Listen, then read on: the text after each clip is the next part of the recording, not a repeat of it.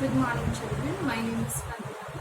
Today we will see your chapter number 12. ठीक है, आज हम लोग chapter number 12 देखेंगे and the name of your chapter is आपका chapter number 12 का name है natural disaster. तो आज तो हम लोग students ये chapter देखने वाले हैं. But earlier के classes में हम लोग पढ़े थे the chapter is force energy and simple motion. I hope वो chapter पे आपको अच्छे से समझ में आया होगा. और अगर आपने अभी तक वीडियो नहीं देखा है तो आप इसको अच्छे से देखिए और समझिए. बट आज हम लोग स्टार्ट करने वाले हैं new chapter. The name of this chapter is natural disaster. तो इट मीन्स के नेम से आप समझ रहे होंगे कि इसमें हम लोग नेचुरल डिजास्टर के बारे में पढ़ने वाले हैं. नेचुरल का मतलब तो आप समझते ही हो, प्राकृतिक, और डिजास्टर का मतलब ऐसा घटना जो वाइड स्प्रेड मतलब बहुत ज्यादा पैमाने पे ह्यूमन का लॉस होता है ना, उसी को डिजास्टर बोलते हैं ना, जिससे काफी ज्यादा लॉस होता है. तो इस चैप्टर का नेम है नेचुरल डिजास्टर. इस चैप्टर में हम लोग देखने वाले हैं about the earthquake, tsunami, floods, drought, cyclones. ये सारी चीजों के बारे में इस चैप्टर में हम लोग देखेंगे. तो a disaster is an event that result in wide spread human loss. Disaster एक ऐसा इवेंट है, ऐसा घटना है जिसके थ्रू वाइड स्प्रेड यानी कि बहुत ज्यादा ह्यूमन लॉस होता है ना. It is accompanied by loss of property, जिसमें लॉस ऑफ प्रॉपर्टी होता है यानी कि प्रॉपर्टी का लॉस होता है. लाइवलीहुड का लॉस होता है. लाइवलीहुड कहने का मतलब क्रॉप्स है, लाइफ स्टॉक है. It causes a big blow to the country economy. और ये जो है कंट्री इकोनॉमी का काफी कॉजेज होता है. डिजास्टर में भी नेचुरल और मैनमेड. और ये जो डिजास्टर है स्टूडेंट, ये नेचुरल भी है और मैनमेड भी है. नेचुरल वे में भी होता है और मैनमेड वे में भी होता है. Now natural disaster are sudden. Natural disaster are sudden and unexpected changes in the nature. Natural disaster क्या है? तो नेचुरल डिजास्टर जो है वो सडन और अनएक्सपेक्टेड जो चेंज होता है हमारे नेचर में, है ना, मतलब अचानक से, सडन से और अनएक्सपेक्टेड, जैसे कि किसी ने एक्सपेक्ट नहीं किया हो वैसा चेंजेस जो होता है हमारे नेचर में, उसको नेचुरल डिजास्टर बोलते हैं, क्योंकि वो नेचर्स बाय नेचर्स के थ्रू हो जाता है. ह्यूमन बींग्स, और उस पर ह्यूमन बींग्स का कोई भी कंट्रोल नहीं होता. तो human beings have no control over them. Human beings उस पर कोई भी कंट्रोल नहीं कर सकते, उसे रोक नहीं सकते हैं. Natural disaster are also called natural calamities. Natural disaster का अनदर नेम नेचुरल कैलामिटीज भी होता है. मीन्स कि नेचुरल डिजास्टर को नेचुरल कैलामिटीज के नाम से भी जानते हैं. तो यहाँ पे स्टूडेंट्स हम लोग क्या देखें, तो डिजास्टर क्या है? Disaster is an event that result in wide spread human loss. Disaster एक ऐसा घटना है जो वाइड स्प्रेड यानी कि बहुत बड़े पैमाने पे ह्यूमन का लॉस करवा देता है ना, जिसमें लॉस ऑफ प्रॉपर्टी, लाइवलीहुड, सब चीजों का लॉस होता है. इकोनॉमी भी लॉस होता है ना. तो नेचुरल डिजास्टर जो है वो दो टाइप्स के होते हैं, नेचुरल और मैनमेड. ठीक है ना. तो नेचुरल डिजास्टर क्या होता है? जो सडन अनएक्सपेक्टेड चेंजेस लाता है. सडन से, अचानक से अनएक्सपेक्टेड चेंजेस जो आता है by nature, this is called natural disaster. ना द नेक्स्ट इज, तो हम लोग अब ये तो अबाउट द डिजास्टर तो समझ चुके हैं कि डिजास्टर क्या है ना. डिजास्टर कितने टाइप्स के होते हैं? तो there are two types of disaster, natural and manmade. Okay. Now the next is students about the earthquake. हम लोग देखेंगे अर्थक्वेक क्या है. Earthquake is a natural calamity when there is sudden change deep inside the earth. Earthquake भी natural calamity है, यानी कि natures के थ्रू होता है ना, बाय द नेचर्स होता है. इस पर भी मैनमेड का कोई भी मैनमेड इसे क्या करता है, इसे रोक नहीं सकता है. तो अर्थक्वेक भी एक नेचुरल कैलामिटी है जो क्या होता है, इसमें सडन चेंज होता है अर्थ के डीप इनसाइड में, अर्थ के बहुत अंदर एक सडन चेंजेस होता है. उसको क्या बोलते हैं? This is called earthquake. तो earthquake is the sudden shocking of the earth surface. Sudden से शॉकिंग होता है अर्थ सरफेस पे. और ये कैसे होता है, इसका कारण क्या है? It is caused by the movement deep inside the earth. Earth के डीप इनसाइड में जो मूवमेंट होता है ना, इस कारण से होता है earth. Earth experiences million of earthquake every year. तो अर्थ जो है, हम मिलियन ऑफ अर्थक्वेक को एक्सपीरियंस करता है हर साल, यानी कि कहने का मतलब हर साल मिलियन ऑफ अर्थक्वेक आते हैं, है ना. Most of them are minor. बहुत सारे तो माइनर भी हैं. माइनर कहने का मतलब छोटे हैं, ज़्यादा हार्म नहीं पहुंचाते हैं, जिसको हम लोग फील भी नहीं कर पाते। कुछ तो ऐसे अर्थक्वेक होते हैं, आते हैं और आके चले जाते हैं, बट हमें फील तक नहीं हो पाता है। और कुछ अर्थक्वेक फील भी होता है बट ज़्यादा हार्म उससे नहीं पहुंचता है। लेकिन कुछ जो अर्थक्वेक ऐसे होते हैं जिसका हार्म का तो हम लोग लिमिट देख ही नहीं सकते, इतना ज़्यादा हार्म हो जाता है किसी ह्यूमन के लाइफ का, प्रॉपर्टी का, हर चीज़ों का। नाउ अब हम लोग देखेंगे the intensity and duration of an earthquake are recorded. मतलब अर्थक्वेक का इंटेंसिटी और ड्यूरेशन कितना देर तक आया, इसका इंटेंसिटी क्या है, इसको हम लोग मेजर करते हैं बाय एन इंस्ट्रूमेंट जिसका नाम है सेस्मोग्राफ। यानी कि सेस्मोग्राफ वो ऐसा इंस्ट्रूमेंट है जिससे अर्थक्वेक को मेजर किया जाता है, उसके ड्यूरेशन को, उसके इंटेंसिटी को रिकॉर्डेड किया जाता है जिसके थ्रू, और उस इंस्ट्रूमेंट का नेम है seismograph. Name is seismograph. It measure the intensity और the force of the earthquake on the Richter scale. ठीक है ना, ये जो इंटेंसिटी और द फोर्स ऑफ अर्थक्वेक को जो मेजर करते हैं तो जिसको बोला जाता है Richter scale. The scientific study of earthquake is called seismology. ये जो साइंटिफिक स्टडी है अर्थक्वेक का, जो साइंटिफिक स्टडी किया जाता है अर्थक्वेक के बारे में, उसको बोलते हैं सेस्मोलॉजी। तो इंस्ट्रूमेंट हो गया इसका अर्थक्वेक को मेजर करने का, इसके इंटेंसिटी को, इसके ड्यूरेशन को रिकॉर्ड करने का जो इंस्ट्रूमेंट है that is known as seismograph. और जो इसकी स्टडी की जाती है the scientific study of earthquake is known as seismology, उसे सेस्मोलॉजी बोलते हैं। Now the student, the place of origin of an earthquake is called the focus. तो जिस प्लेस पे अर्थक्वेक आते हैं उस प्लेस को क्या किया, उस प्लेस को फोकस बोला जाता है। The place of origin of an earthquake is called the focus. Now the point directly above the focus, ठीक है ना, वो पॉइंट जो डायरेक्टली एबव होते हैं, उस फोकस के एबव में होते हैं on the surface of the अर्थ, उसे क्या बोलते हैं, एपिक सेंटर। तो वो जो पॉइंट है, जो प्लेस है, जो ओरिजिन है अर्थक्वेक का पॉइंट है, जो उसको क्या बोलते हैं, उसको फोकस बोलते हैं। और उस फोकस के जस्ट डायरेक्टली जो एबव, उसके ऊपर जो सरफेस होता है ना ऑफ द अर्थ का, इज कॉल्ड एपिक सेंटर। और उस सरफेस को क्या बोलते हैं, that is called the epic centre. Okay, the effect of an earthquake is maximum. जो इफेक्ट जो होता है अर्थक्वेक का is maximum near the epic centre. ठीक है ना, जो इफेक्ट आता है अर्थक्वेक का वो मैक्सिमम नियर होता है किसके, एपिक सेंटर के। ठीक है, मेजर अर्थक्वेक, अगर बहुत मेजर अर्थक्वेक आ गया, माइनर नहीं, मेजर अर्थक्वेक अगर आ गया तो उससे बहुत ज्यादा डैमेज, लाइफ का, जान भी जाती है, प्रॉपर्टी का भी लॉस होता है। मीन्स कि जान गई तो सब कुछ गया, है ना, तो लाइफ और प्रॉपर्टी का भी लॉस होता है अगर मेजर अर्थक्वेक आ गया। ऑन 26, और अब ये जान लो कि 26 जनवरी 2001 में एक बहुत सेवर यानी कि बहुत भयानक वाला अर्थक्वेक आया था गुजरात में, इंडिया के गुजरात में आया था, जिसका नाम था भूज इन गुजरात। अर्थक्वेक इन भूज इन गुजरात में आया था।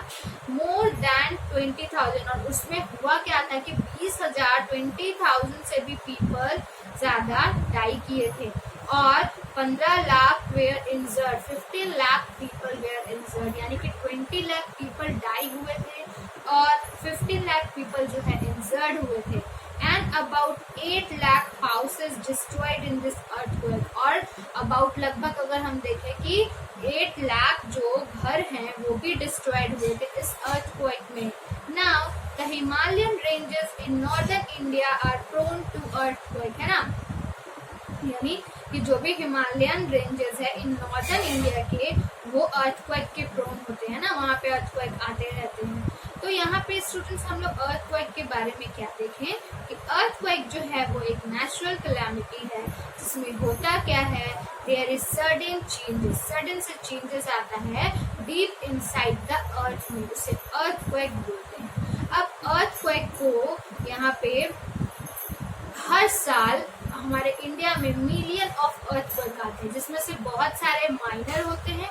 तो माइनर कहने का मतलब वो अर्थक्वेक आता है, जाता है, पर लोगों को फील नहीं होता है, मीन्स कि वो बहुत ही ज्यादा धीमे होते हैं।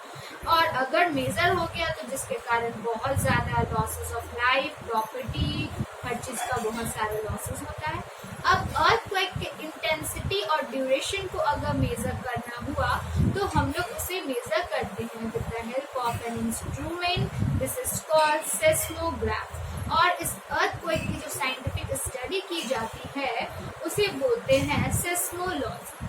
अब उस प्लेस जो ओरिजिन जहाँ पे अर्थक्वेक आता है उसे बोलते हैं फोकस, और उसके जस्ट एबव जो एक पॉइंट होता है नियर उसके एबव में उसको बोलते हैं एपिक सेंटर। और जो इफेक्ट ऑफ अर्थक्वेक आता है जो मैक्सिमम होता है नियर द एपिक सेंटर। और गुजरात के बारे में हमने बताया कि 2001 में 26 जनवरी 2001 को गुजरात में एक अर्थक्वेक आया था जो गुजरात के लोगों का बहुत ज्यादा ही नुकसान पहुंचाया था। मीन्स वो अर्थक्वेक सेवर अर्थक्वेक था जिसमें मोर देन 20,000 पीपल डाई हुए थे और 15 लाख इंजर्ड हुए थे और 8 लाख हाउसेस जो है वो डिस्ट्रॉयड हुआ था। तो यहाँ पे हम लोग अबाउट द अर्थक्वेक के बारे में देखें। Now we will see the next topic. Our next topic is that is precaution. अब अर्थक्वेक से कैसे हम लोग प्रिकॉशन लेंगे कि हम लोग उससे बच सकें। तो प्रिकॉशन में यहाँ पे आपका है we can take the following precaution during an earthquake. Earthquake आने पे हम लोग कुछ प्रिकॉशन यानी कुछ सावधानियां बरत सकते हैं जिससे हम अपने लाइफ को बचा सकें और दूसरों के भी लाइफ को बचा सके अगर जो हमारे आसपास होंगे। Get out of your house और school building quickly and move to open areas. आप जब भी आपको अर्थक्वेक फील हो तो जल्दी से आप अपने स्कूल में हो तो या अपने कहीं घर पे हो तो आप किसी ओपन एरियाज में निकल के चले जाओ। सिट अंडर, या फिर आप अगर ऐसा नहीं कर सकते हो, नहीं बाहर निकल सकते हो उस टाइम पे, तो आप क्या करोगे। मान लो आप बहुत टॉप फ्लोर पे हो और अर्थक्वेक के टाइम पे कभी भी लिफ्ट का यूज नहीं करना चाहिए, आप स्टेयरकेस का यूज करोगे। लेकिन अगर मान लो काफी आप हाई फ्लोर पे, काफी अपर फ्लोर पे हो तो आप उस टाइम पे आपको नीचे आते आते ही बहुत देर हो जाएगी। तो आप उस टाइम पे क्या कर सकते हो, अपने घर में ही रह के sit under a heavy table, किसी भारी से टेबल के नीचे आप बैठ जाओ। You are unable to go into the open, जब आप अनेबल हो, ओपन में नहीं जा सकते हो, तब आप ऐसा कर सकते हो, sit under a heavy table. Now next step है stay away from all building. और जहाँ कहीं भी हो तो सारे बिल्डिंग से दूर रहो, क्योंकि अर्थक्वेक में जब शेक होगा तो क्या होगा, बिल्डिंग गिरेगी और गिरेगी तो आपका काफी नुकसान उसके कारण हो सकता है। Do not stay near window, और कभी भी अर्थक्वेक जब भी आए तो विंडो के नजदीक, बुक केसेस यानी जो भी आपका रैक है, मिरर है, फैन है, Windows, book cases, mirror, fan, इसके नजदीक आप मत रहो। Do not use a lift, और आप लिफ्ट का यूज नहीं करो ड्यूरिंग और immediately after an earthquake. Do not use a lift, कभी भी आपको जब भी ऐसी इमरजेंसी या ऐसी इमीडिएटली अर्थक्वेक आ जाए तो आपको कभी भी लिफ्ट का यूज नहीं करना चाहिए। यूज द स्टेयरकेस, और हमेशा सीढ़ियों का यूज करें। यहाँ पे हम लोग कुछ प्रिकॉशन देखें। फर्स्ट था कि get out of your house और school building quickly and move to which places will move to open area. अगर आप नहीं जा सकते हो तो sit under a heavy table, किसी हेवी टेबल के नीचे बैठ जाओ ताकि मान लो अर्थक्वेक होने पे आपका बिल्डिंग टूटे, गिरे तो आप अपने ब्रेन को, अपने सर को बचा सकते हो, क्योंकि आपके ऊपर एक हेवी टेबल है जो आपको प्रोटेक्ट करेगा। और फिर stay away from all the buildings, आप अगर रोड पे हो, कहीं पे भी हो तो बिल्डिंग से दूर हट के जल्दी से खड़े हो जाओ ना। और आप जब भी अर्थक्वेक आ रहा हो तो do not stay near Windows के नजदीक मत रहो, बुक केसेस और मिरर और फैन के नजदीक नहीं रहो। और अर्थक्वेक के टाइम पे आपको लिफ्ट का यूज नहीं करना चाहिए। तो हमारा स्टूडेंट्स अब जो नेक्स्ट टॉपिक है that is about the tsunamis. ठीक है, तो सुनामीज क्या है स्टूडेंट्स? तो सुनामीज जो है are a huge sea waves created by some disturbance under the sea. Tsunami जो कैसे आता है, तो tsunamis are huge sea waves. Tsunamis जो है वो बहुत ऊंचे ऊंचे सी वेव्स होते हैं जो क्रिएटेड कैसे होते हैं, by some disturbance under the सी।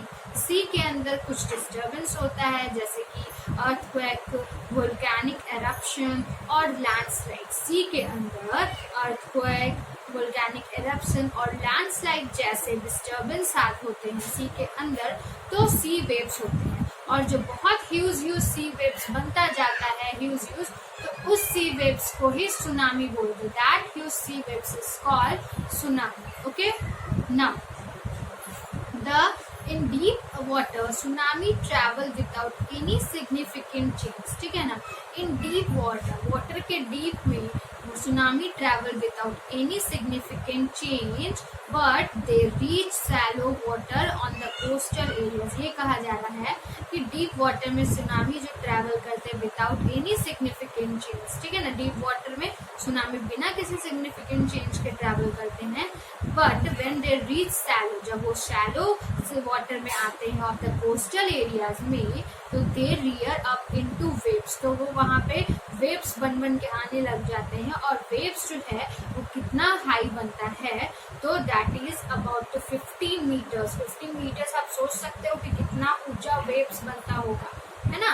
तो ये भी काफी डेंजरस है, क्योंकि जितने भी नेचुरल डिजास्टर है वो बहुत डेंजरस है, क्योंकि वो एक तो नेचुरल डिजास्टर है, उस पे ह्यूमन का कोई भी उसका एफर्ट नहीं लग सकता है इस पे, और ये काफी डेंजरस होता है। Now, tsunami can travel as fast as a jet plane। सुनामी जो है वो ट्रैवल करती है जैसे कि as fast as jet plane जैसे रन करता है ना।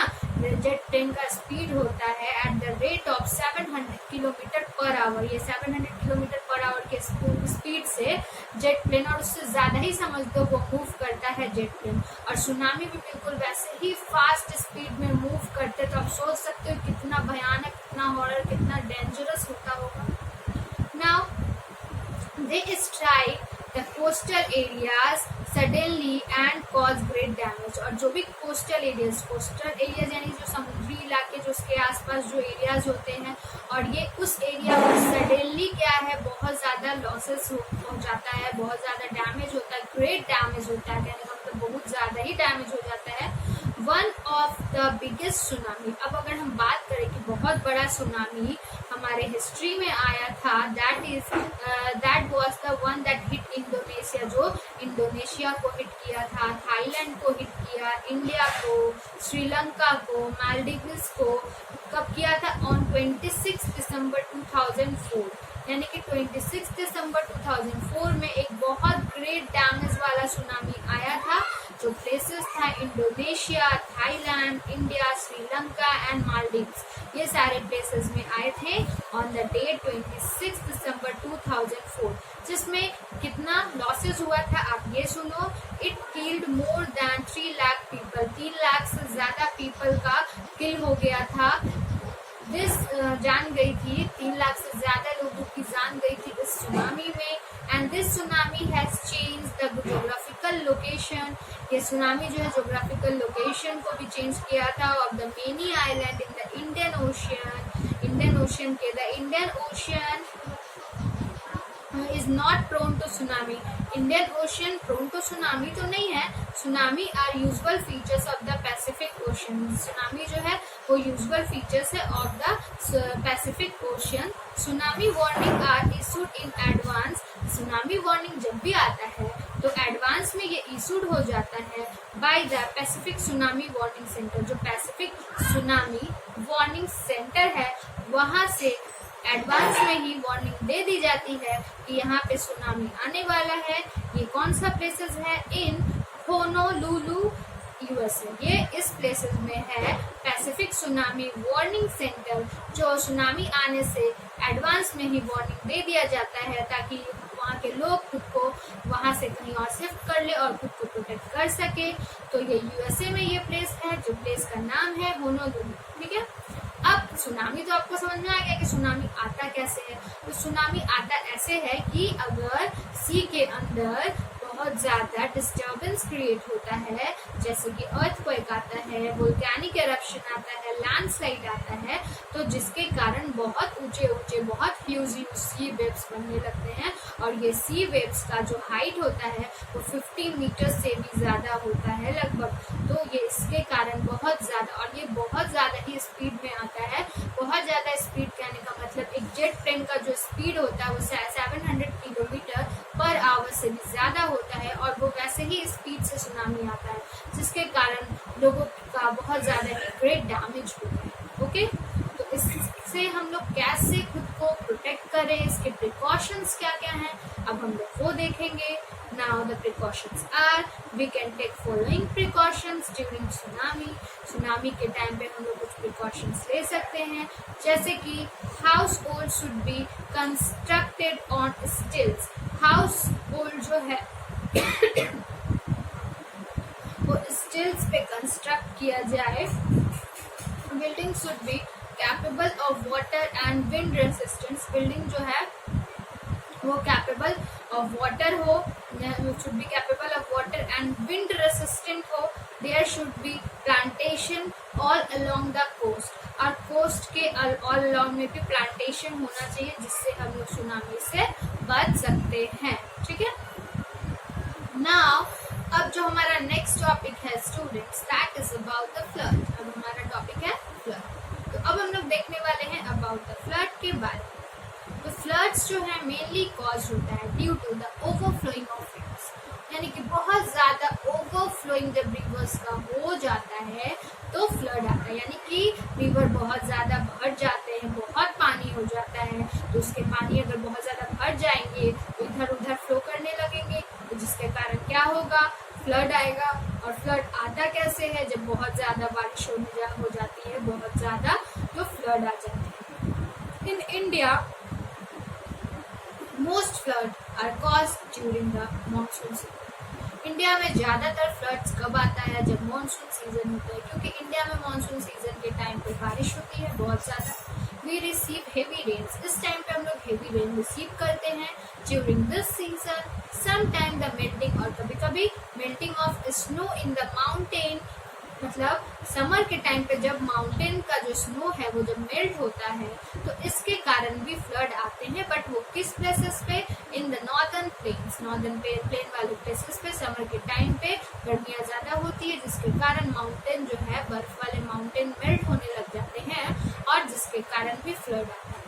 फ्लड के कारण भी बहुत सारे डैमेज होते हैं, like flood damage crops, roads and houses. Flood जो है क्रॉप्स को, रोड को, हाउसेस को डैमेज करता है। The effect transport communication, water supply, और जो भी ट्रांसपोर्ट कम्युनिकेशन है वाटर सप्लाई का, इलेक्ट्रिसिटी का, उसको भी डैमेज करता है। दे क्रिएट अनहाइजेनिक कंडीशन, और जब फ्लड आता है तो बहुत ही अनहाइजेनिक, यानी कि बहुत ही गंदा टाइप का कंडीशन क्रिएट हो जाता है, जो that lead to the outbreak of, जिसके कारण बहुत सारे डिजीजेस पैदा होने लग जाते हैं, लाइक डिजीजेस जैसे कि कॉलरा, मलेरिया, जॉन्डिस, डेंगू, ये सारे डिजीजेस होने लगते हैं।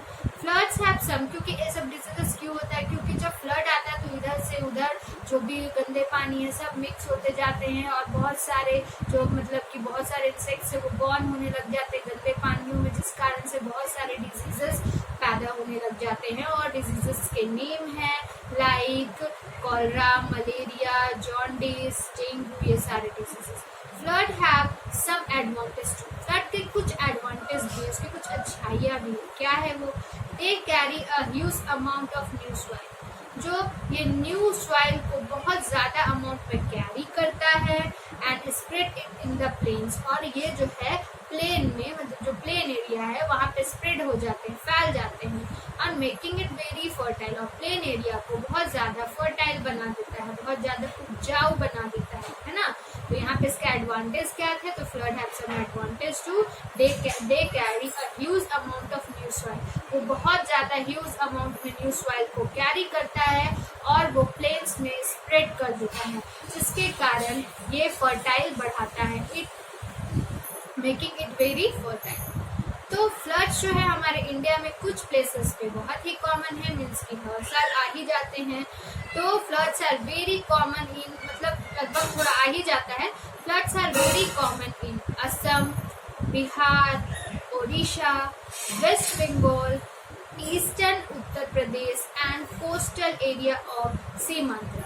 तो ये जो प्लेसेस मैंने आपको अभी बताया, like Assam, Bihar, Orissa, west Bengal, eastern Uttar Pradesh and coastal area of Seemanchal. तो ये जो भी प्लेसेस है, इस प्लेसेस पे फ्लड्स बहुत ही कॉमन है, कभी भी आता है जब भी मतलब मानसून होता है इस टाइम से। अब फ्लड्स के क्या क्या प्रिकॉशन है, कैसे हम अपने आप को फ्लड से भी प्रोटेक्ट कर सकते हैं। तो टू कंट्रोल फ्लड्स, फ्लड को कंट्रोल करने के लिए we should take the following measures. कुछ फॉलोइंग मेजर्स है। Grow more trees as their root slow down the speed of running water. ज्यादा से ज्यादा ट्री को ग्रो करना चाहिए, क्योंकि जो रूट्स होते हैं वो स्लो डाउन करते हैं the speed of running water, है ना। मतलब अगर जितना ज्यादा ट्री ग्रोन होगा और उसके जो रूट्स है वो रनिंग वाटर को क्या करेंगे, रोकेंगे, स्लो डाउन करेंगे। कंस्ट्रक्ट हाई एम्बैंकमेंट, एम्बैंकमेंट जो है वो काफी हाई बनवाना चाहिए अलोंग द रिवर्स, ताकि टू प्रिवेंट फ्लड से बचाया जा सके water from entering the nearby residential area. क्योंकि आपको तो पता है जो डैम होते हैं, जो हाई एम्बैंकमेंट होते हैं, वो क्या करते हैं, हाई तक वाटर को स्टोर करके मतलब उससे बचाते हैं, और वो अच्छे से जितना ज्यादा हाई बना हुआ होगा तो जितने भी रेसिडेंशियल एरिया, जितने भी रहने की जगह है, वहाँ पे वो इंटर करने से पानी को बचाया जा सकता है। तो ये भी एक प्रिकॉशन है। तो construct high embankment along the river to prevent flood water from entering the nearby residential areas.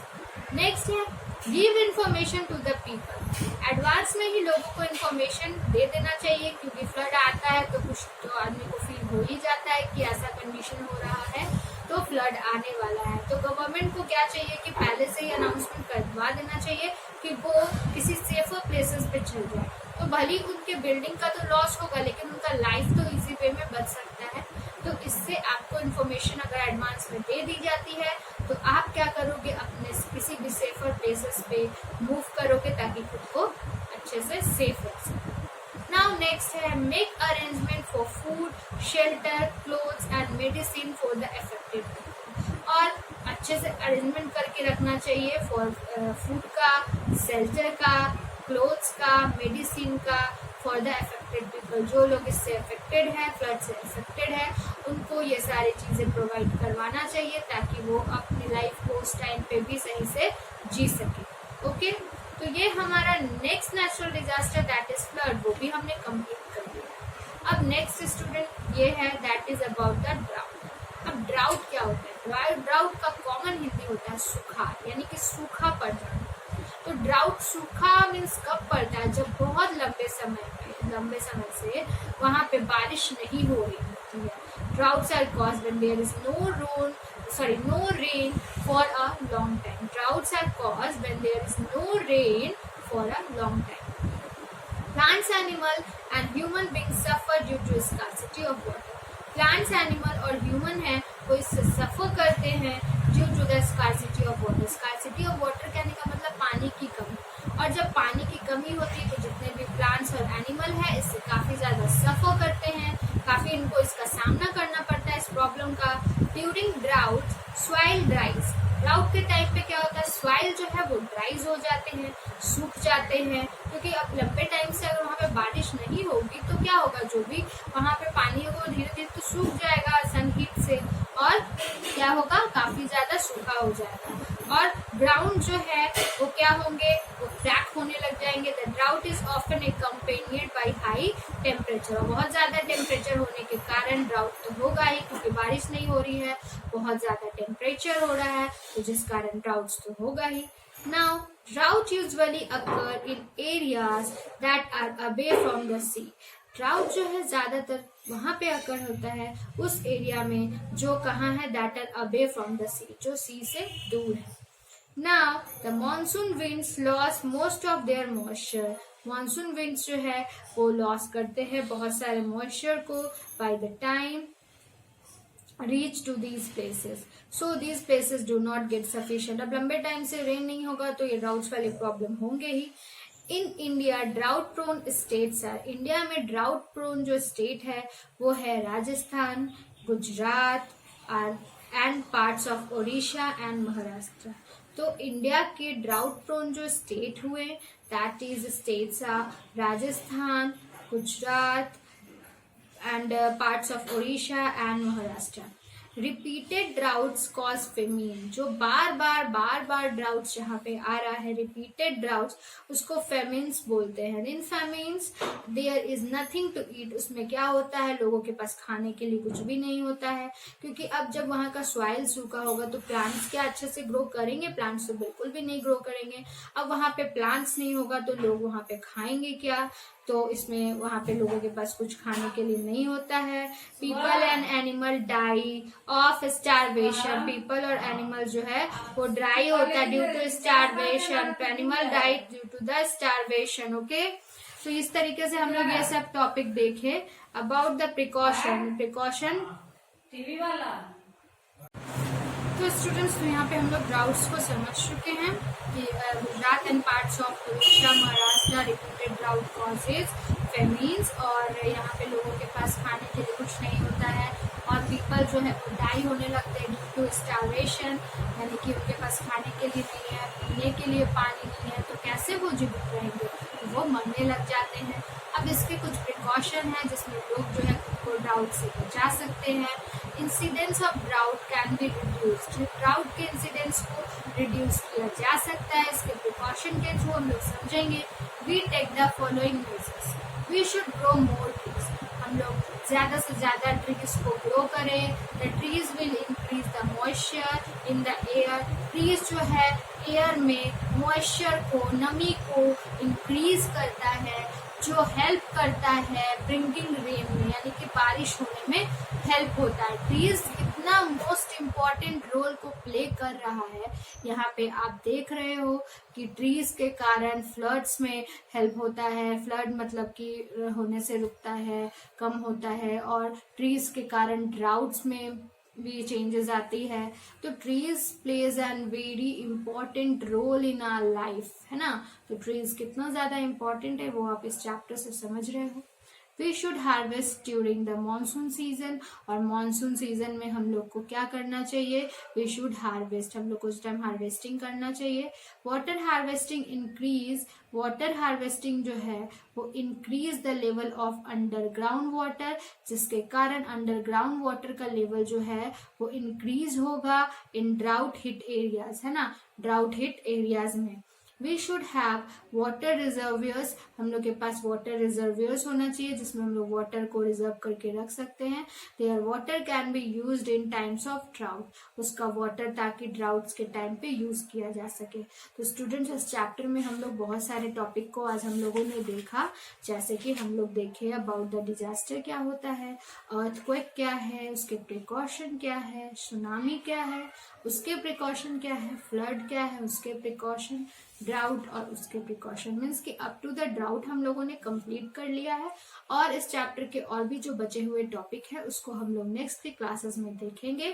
और जो भी टॉपिक आपको स्टूडेंट्स पढ़ाया गया है उस टॉपिक को आप अच्छे से रीड करोगे, उसको अच्छे से सुनोगे, ताकि आपका एक एक टॉपिक क्लियर हो ऑफ दिस चैप्टर्स। और thank you, that's it for today.